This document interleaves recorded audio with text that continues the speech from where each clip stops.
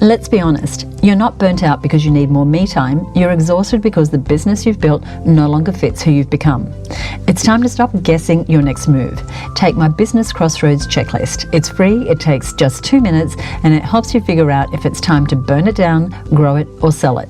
Get it now at www.crossroadschecklist.com.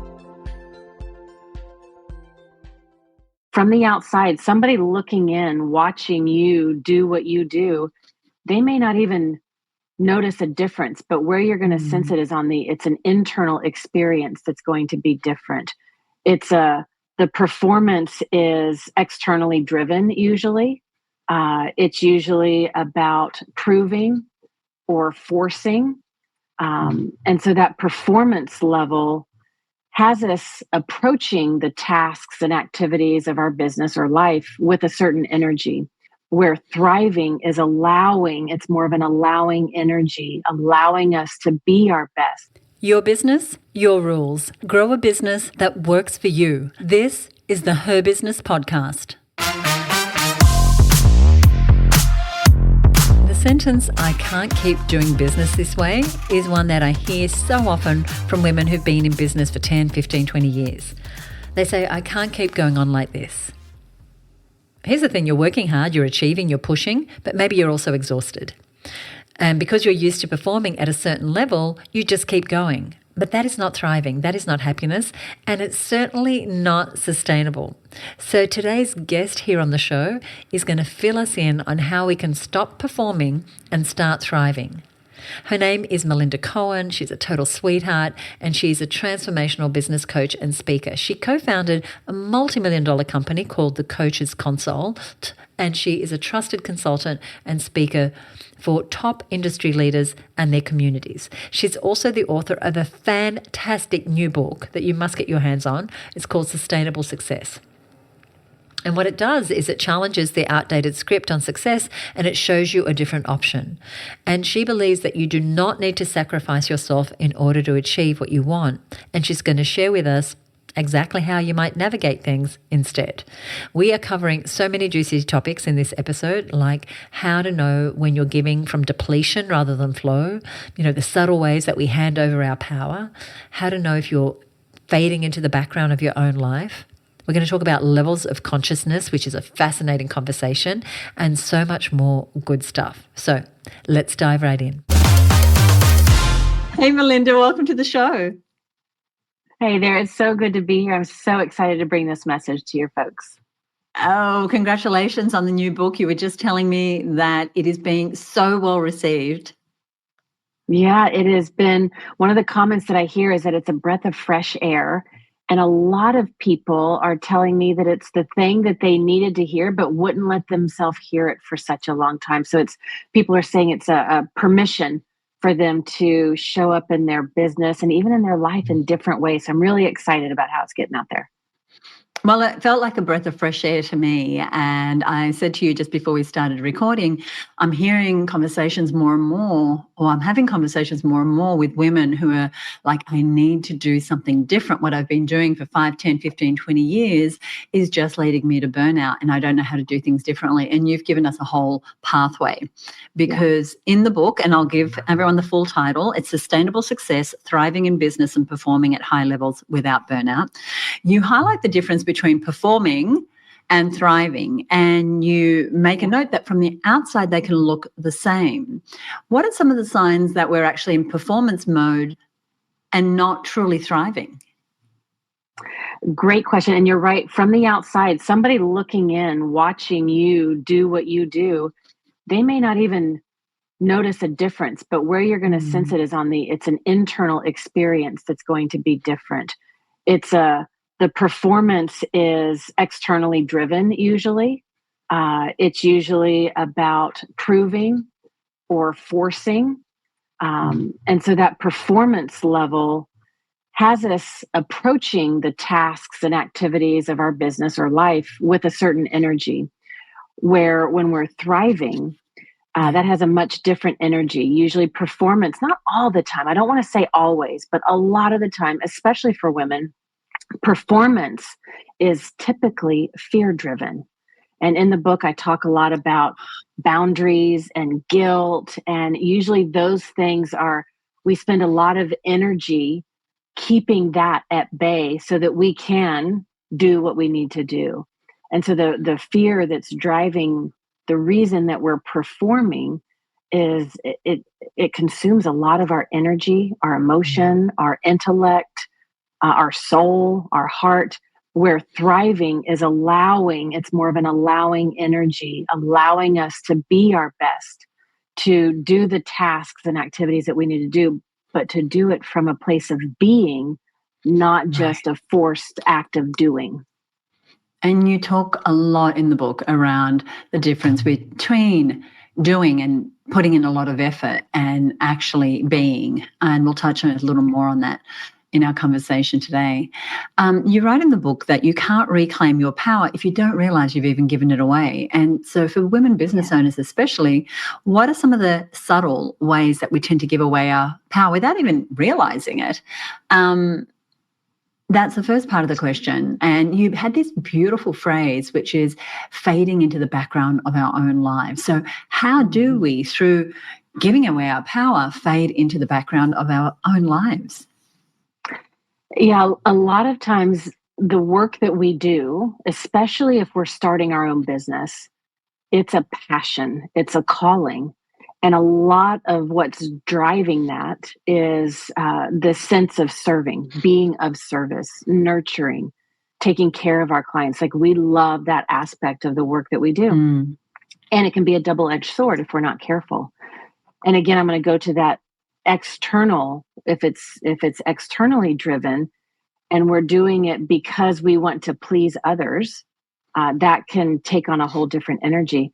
But that serving, that nurturing energy, we can prioritize other people's needs, wants, requests at the detriment of ours.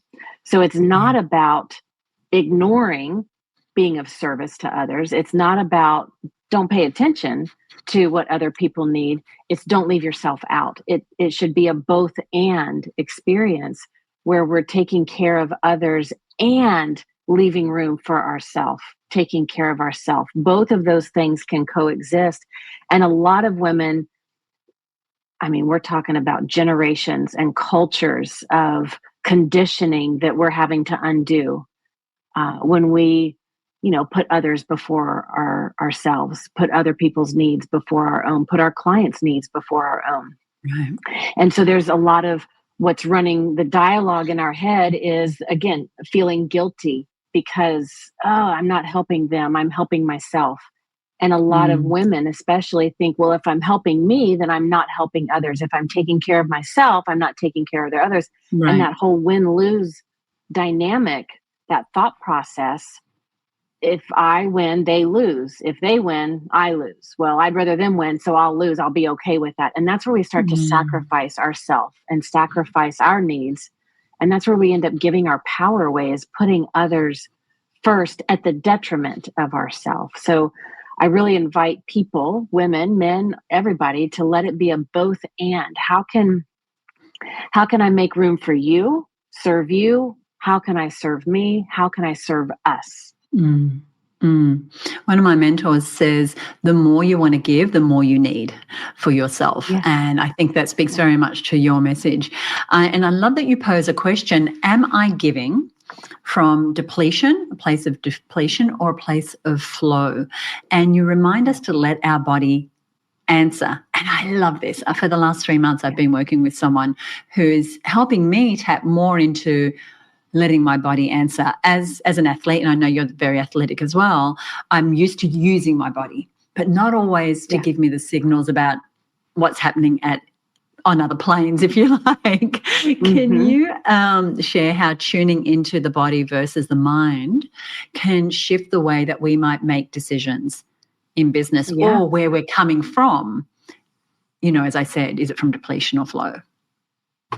Yeah, a lot of what we've been taught, what success looks like, is intellectually driven. And again, I'm not saying that's bad. I'm saying that a lot of people leave out the other elements. And so a lot of people think it's the brain that informs the body, when actually it's the body that then informs the brain.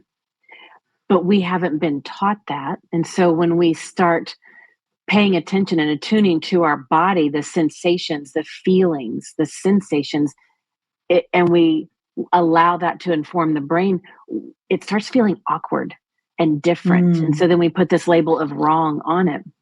But you can do there's a lot of studies out there. That might be a different podcast. But the heart is what informs the brain. Our emotions, the feelings is what informs the brain and helps us to create our experiences in the reality. And so when we can become attuned to our body and the sensations and our emotions, what are we feeling in that moment, and able to name it, we can then help to identify where our next best step is. And the other thing that begins to happen is when we allow our emotions to guide us, and we discover what those emotions are through where we're feeling and how we're feeling in our body, the way our muscles are feeling. Are we cinched at the neck? Are our shoulders tight to our ears? Are we only breathing to our collarbone? Are we not taking full, deep body breaths? Are we not moving? Are we sitting at our desks? And when we're not allowing our body to inform our brain, we're missing out on this possibility of alignment. When we are congruent with our emotions, when we're conscious and aware of the sensations in our body, we create this aligned frequency that then we start experiencing synchronicities. Our intuition becomes heightened. And I think our intuition is one of the greatest untapped resources as business leaders, as business owners. Every woman should be leveraging their intuition as a guiding factor in their business. But if we're only operating in our head, that's not where our intuition lives. And so it's our body and our being that taps into the intuition, that picks up on the cues and the opportunities around us. And then we can bring in the brain and the intellect to figure out and determine, how do we move forward? What do we need to put in place to execute on this? Oh my gosh, I am so excited. I am so excited because we're really talking about things that don't get talked about, Melinda, and that we're operating from these places where we're burning ourselves out, we're efforting, we think that we're burning out because we're doing too much, but actually it's because we're not paying attention to these clues that we're being given. And because you say this, that we're operating from a disempowered state of consciousness. So as you're listening, I really want you to tune in to what Melinda is saying. This is a totally different way to operate in your business. You say, change your level of consciousness and you change everything. Can you explain this? Yeah, this was a game changer for me. And it has affected my business, my life, every aspect. And the 4 levels of consciousness, as I learned them, there's a lot of different ways to express them. But as I learned them from one of my mentors, the first level of conscious is the to me level. That's the victim, where you feel helpless to your external circumstances. Well, I would love to do that, but I can't do this because. And so you're just, you're in that helpless state. Then the level 2 is by me. And when I first started coaching, 23 years ago now, I was doing assistant work with Dale Carnegie. And one of the mantras that they had in there, and when I heard it, I was brand new in my business. And I was like, yes. And the mantra was, if it's got to be, it's up to me. And I was like, that's exactly what I need. And it served me well. And that is very by me level. Like, you make things happen. You control is where we find our safety. And it's up to you to make it happen. And there's nothing wrong with that. In fact, it's a necessary step in our evolution. Most women, most people just stay there. And when you stay there too long, that's when burnout starts showing up. That's when resentment of our passion begins to take hold. So we just have to acknowledge this. And then that takes us to level 3, which is through me. And that's the flow state. And one of the analogies that I love using for this, the by me to through me, is a river. I love being on the river, and we grew up canoeing. on the river from Virginia into West Virginia, the New River. And we would take 5 days, all of our gear, and we would canoe. And on the river, you've got, the banks and you've got the flow of the water. And if you're not paying attention, you might end up in an eddy and you're going upstream, or you might miss something and you have to paddle upstream to get where you need to go. And that's very much a by me. You're forcing your way to get you where you need to be. You're still going downstream, but it takes a lot of effort. But when you're in the river, for those of you that know about canoeing or rafting of any sort, if you hit a set of rapids, some obstacles appear and you've got two rocks, let's say, those rocks are going to form ripples, but there's going to be this natural V shape that flows between them. And when you can be on the lookout for the V in the water, that smooth water flowing between the obstacles, and you just point your boat into that V, you will flow through the rapids. Now you're still pedaling, right? The paddling, you're not stopping that, but you're doing it with the water, not against it. And so that's that through me state of flow. And then level 4 is as me, where we are one with the divine. Now that's a whole nother level of transcendence. But what I focused on in the book was having a less efforted by me approach and building the bridge so that we can spend more time in that through me state of flow. And you'll go back and forth. Like I said, by me is not bad. Just don't stay there too long. I love this model. Like you, it was taught to me by a mentor only in the last year, actually. And I love it because as someone who has always operated in the by me, I'm responsible. I've been independent since I was a teenager. I can do this. I'm going to grow my business myself. I see this every single day. I don't need anybody. Here we go. Yeah. Productive, responsible, but exhausted. Yeah. And like I said, it's necessary because we have to find what we're made of. We have to find what we're capable of. And so it's a necessary part of the journey. We need to know how to be productive. We need to know how to be responsible. And if we allow that to keep running, it can be at the detriment of our own health. It can be the detriment of our own passion. And then it starts, our passion starts taking a turn and it starts sounding like I can be productive. And we move into this proving energy. And now we're out of the flow. And I love the analogy of being in the boat and finding that pocket where you're being led. Do you have any practical strategies on how we bridge that operating in the by me, I'm responsible for it all, I'm pushing, to the through me way where you're in that flow state? Yeah, I'll say some practical things, although if you're entrenched in the by me, you may not hear them as practical. And when I say you, I mean those listening in, they're like, that's not practical. So I'll give that little caveat at first. But the by me is constant doing. Do. It's constant doing. And in order to get into that through me level of consciousness, which is the flow state, we have to begin to create experiences where we're being. And that's going to look different for different people. For some people, it's about quiet, reflective practices that create stillness. Their life is so chaotic, so busy, that when they can create a few moments of stillness, it might be sitting in your car at the stoplight and you're consciously just taking 3 deep breaths. I mean, it can be as simple as that. Right. Or it can be a meditative practice where you're listening to a guided meditation.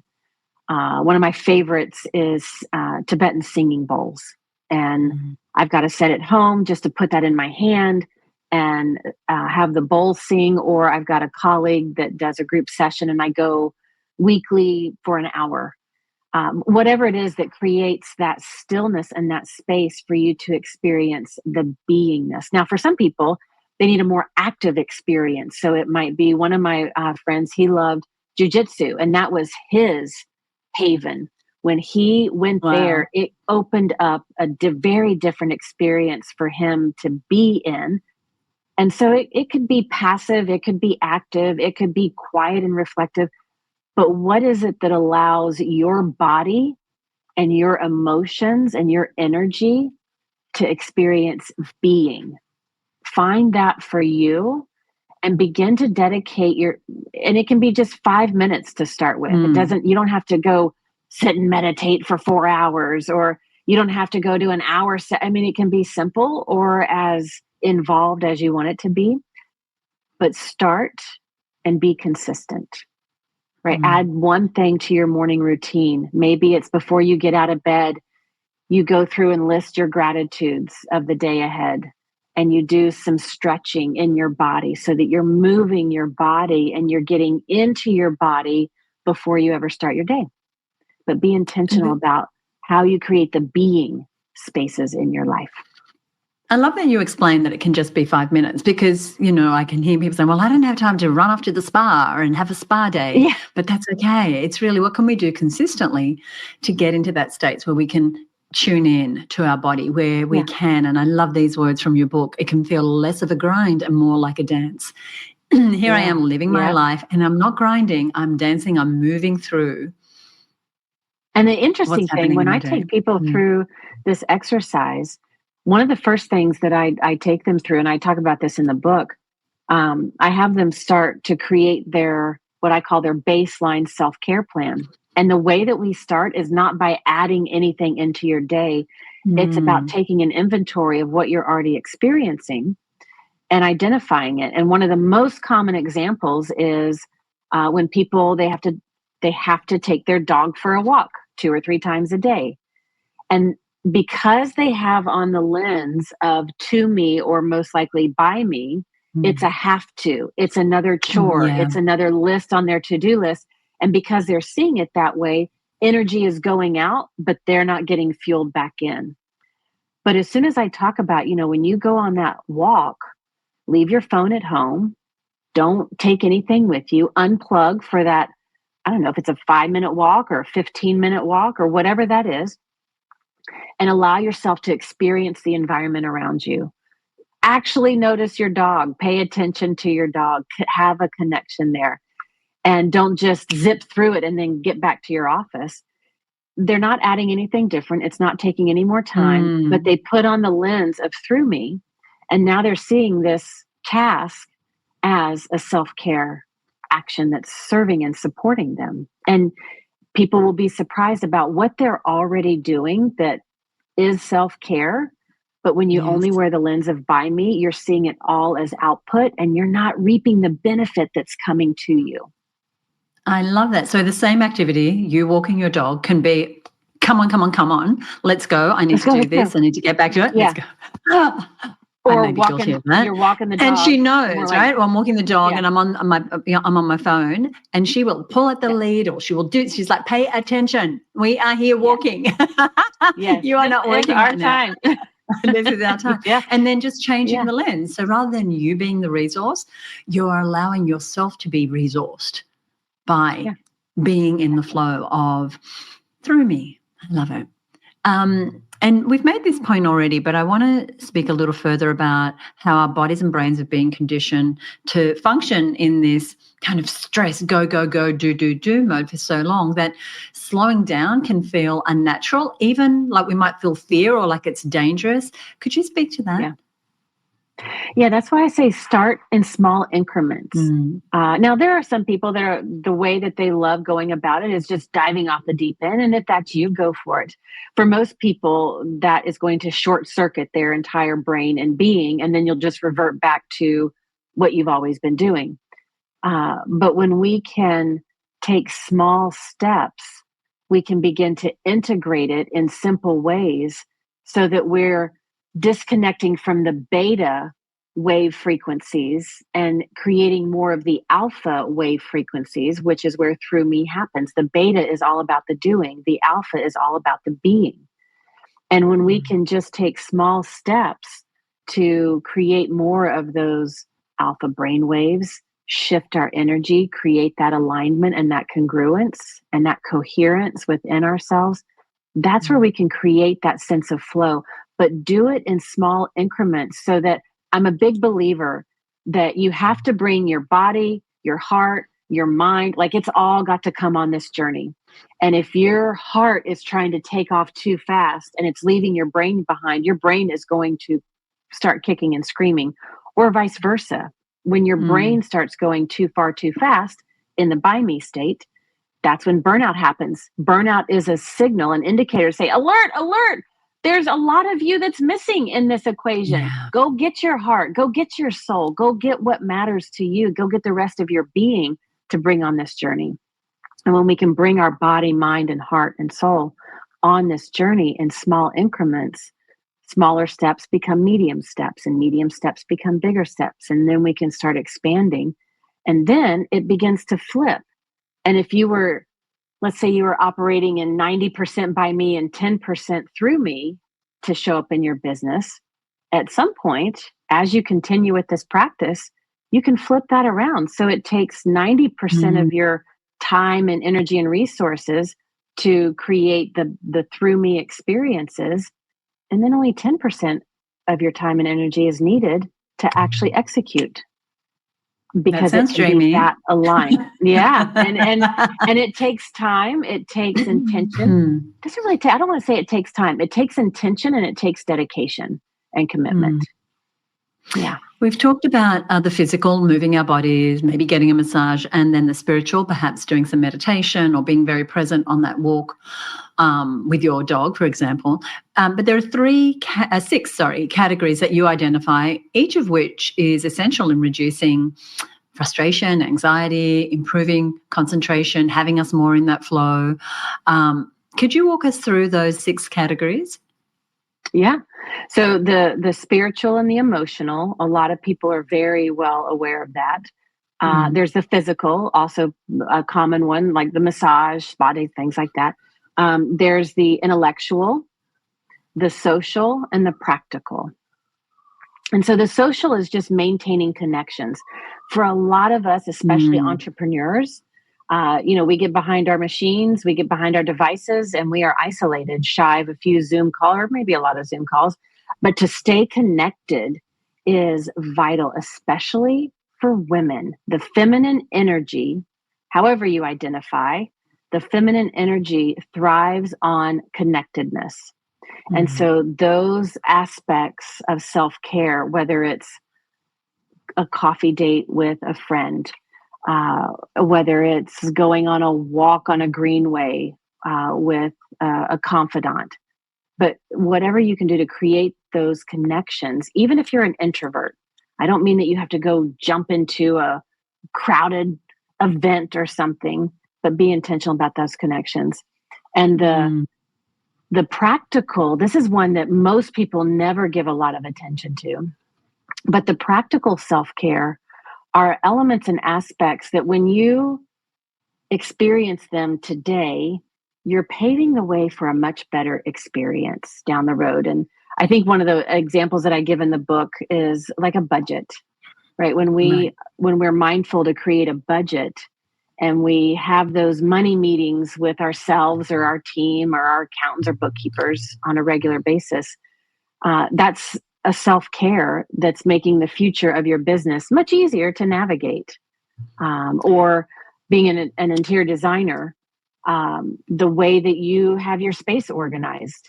Is it messy? Are there piles and stacks and stuff shoved everywhere? Right? That is going to be a direct reflection of your external energy is going to reflect that internal energy. And so that's a practical self-care. How do you set up your space in your environment that you work in, for example? Oh, I love that. For me, even leaving the kitchen with everything sort of clear at the end of the day, the dishwasher stacked, like I'm waking up to like a clear space. That for me is part of my self-care. It's like if I go to bed and there's nothing on the kitchen counter and everything is tidy and the cushions are all in the right place, it's really practical. It sounds kind of stupid. Exactly. But it sets the space for me to walk into a calm space in the morning. Yeah, exactly. Yep. And so when you can do that, you're giving yourself that future gift that then just keeps that flywheel of self-care. It keeps it going. Yeah. So those areas we just mentioned were emotional, practical, physical, mental, social, and spiritual. And dig into the book as Melinda explains those further.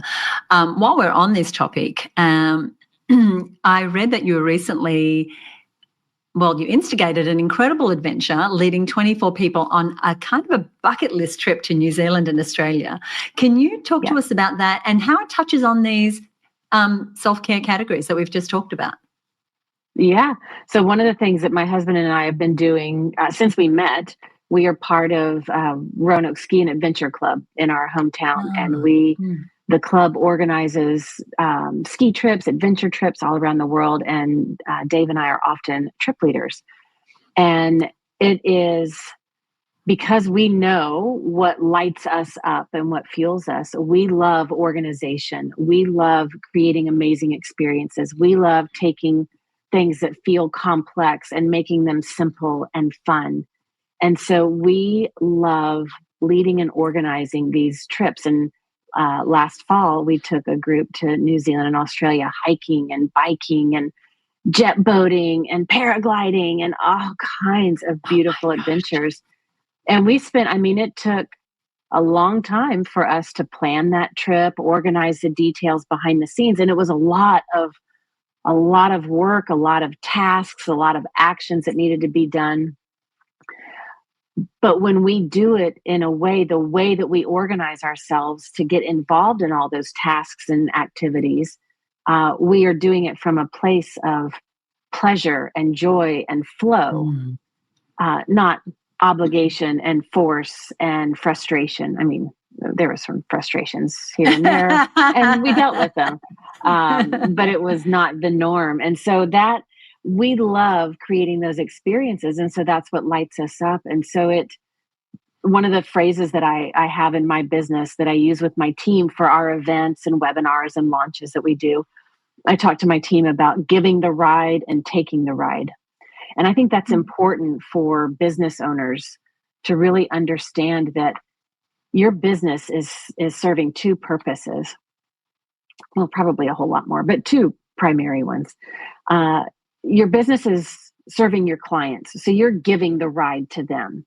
You're giving your services, you're offering your skills, they're experiencing something, creating a transformation, and they leave your business better than when you first found them. So you're giving the ride. Simultaneously, your business is a playground for your own evolution.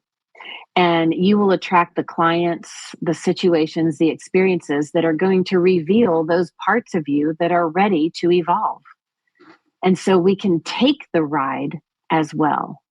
And so whether it's in our business, or that's kind of how I feel like with these trips and adventures that we put together, we're giving the ride to all the participants so that they can have bucket list experiences that they may never have otherwise had, but we're also taking the ride because we're experiencing the awesomeness of it all. And we're doing it in a way that's fueling us and lighting us up, not depleting us. It sounds incredible. We, in February this year, we took 11 businesswomen hiking in Wanaka in New Zealand, and it was I think I'm going to move there one day. Oh my gosh, I don't blame you. That place. I'm only like a 3-hour flight away, and I had never been to Wanaka. I'd spent lots of time in other parts of New Zealand, and I was like, this is the most incredible place in the world. And we hiked for 5 days, and it was transformational, not just because we were moving our bodies and, talking about business, but we made those connections. It was a spiritual experience. We felt all the emotions from, oh my gosh, this is really hard in the actual hiking to just having the time and space to think, am I doing what I love? What do I want to change up? Having conversations that we would not normally have with people we would not normally have them. So adventure at all levels. So I totally understand. And it was a bucket list item for many people. And so we've now started a program called Business Trailblazers where we combine some hiking, with business conversations. Awesome. And the next one is in Greece, in Crete, in October. I know. Beautiful. I'm so excited. Now, the book is called Sustainable Success, and I know you wrote it because you work with a lot of entrepreneurs. You said for 23 years you've been working with coaches. What did you most want us to know in the message in this book? What did you most want us to really have an aha about? The biggest thing is that I'm going to call it the traditional definition, the typical definition of success, actually facilitates burnout. And what I most wanted people to know is that there is...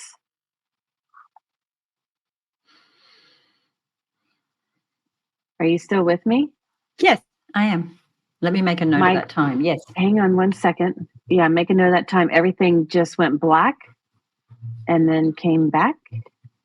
All right, but you heard my question. Okay. I heard your question. Okay, I'll let you go from there. Yeah. So hang on, let me re-say the question. Let's get back into it. Okay. You mentioned earlier, let me go again. So in writing this book, you mentioned earlier that for 23 years, I think you said, you've been working with coaches. And this is specifically written for business owners. What is it that you most wanted us to know, to become aware of when you wrote this book? The biggest takeaway is I just see so many people blindly adopting the traditional definition of success, and that definition actually facilitates burnout. It's a built-in part of that definition. And I wanted people to know that that is not the only way to success, that you don't have to sacrifice your dreams or your goals. You don't have to lower your standards. You don't have to lower the level of income that you want to make, or whatever goals and desires you're setting, just so you can also have quality of life, that you can have high expectations, that you can bring all of you, that you can perform in a way that sustains you, not depletes you, and that you are your greatest asset. That is, you are the strategic advantage in your business. And most people leave that out of the equation altogether. But when you can bring your best version of yourself, you can bring your best version of your business to those that you are here to serve. And a lot of times you can do that faster than if you are doing it on the depletion path. A lot of times you'll experiencing synchronicities, or you'll discover opportunities that help you dream even bigger than what you were before. But the biggest takeaway is that you are your greatest asset, and bringing you the best version of you into your business is actually the game changer for how to redefine and reframe success. And thank you for writing the book. The tagline of this show is "Your business, your rules. Grow a business that works for you." And I feel it's so fitting for today's topic. And I'd love to know this idea of your business and your rules and growing a business that works for you. How's it informed, without actually having heard that before, how does that idea inform how you operate your business? Two ways. The thing that I paid attention to, I was in business for several years, very much entrenched in that buy me approach. And it served me well. And then I was like, something. And there was just this crinkle in my forehead. I was like, something's going to be different. I don't want to do what all my colleagues are doing and and burning out fast. I was like, no, thank you. I can go get a job and have less stress. Yeah. And when I think about your business, your rules, intuition was something that I always listened to and paid attention to, even when people are like, that's crazy. You can't do that. That doesn't make sense. That's not how it's done. I'm like, okay. I trusted my intuition exquisitely. That was one thing. And then pleasure was my beacon. I used pleasure, what lights me up, what brings me joy. And I used pleasure as my beacon to help me know how to navigate. And then, what I was experiencing in my body told me, am I following that path, or have I gotten off that path, and how do we get back on? But those two things, intuition and pleasure, your business, your way, that was my business, my way. I love it. Sustainable Success, Thriving in Business and Performing at High Levels Without Burning Out is the book. Melinda, thank you so much for being my guest. Thank you so much. I so enjoyed that conversation. And the one thing that really stuck out for me and that I loved was the level of consciousness conversation, because it encapsulates where so many business owners end up. And Melinda mentioned the first level, the life happens to me. And this is where we're very much in that victim mode. And it's actually not where I see a lot of women struggling. It's actually in the life happens by me mode, where we feel like we have to do everything, where everything rests on our shoulders. The grit, the determination, the dedication to succeed, which, like Melinda said, can be beautiful things. But the issue comes when we stay in that by me level of consciousness. And it's almost the natural state of most business owners that I work with, because we have so much on our plate. But when we stay in this mode for too long, it's inevitable that we become part of this burnout epidemic. So just like Melinda's rafting metaphor, we can only paddle upstream for so long. It doesn't mean the progress upstream isn't admirable, but we can't always be in that state because it's just exhausting. We have to really learn the skills to transition into that through me state. That's when we're not paddling, but we are captaining the boat. We can see in front of us. We can predict where the problems or issues are going to arise, and we guide ourselves and our business and our team through them. It's beautiful. I just love how Melinda described that.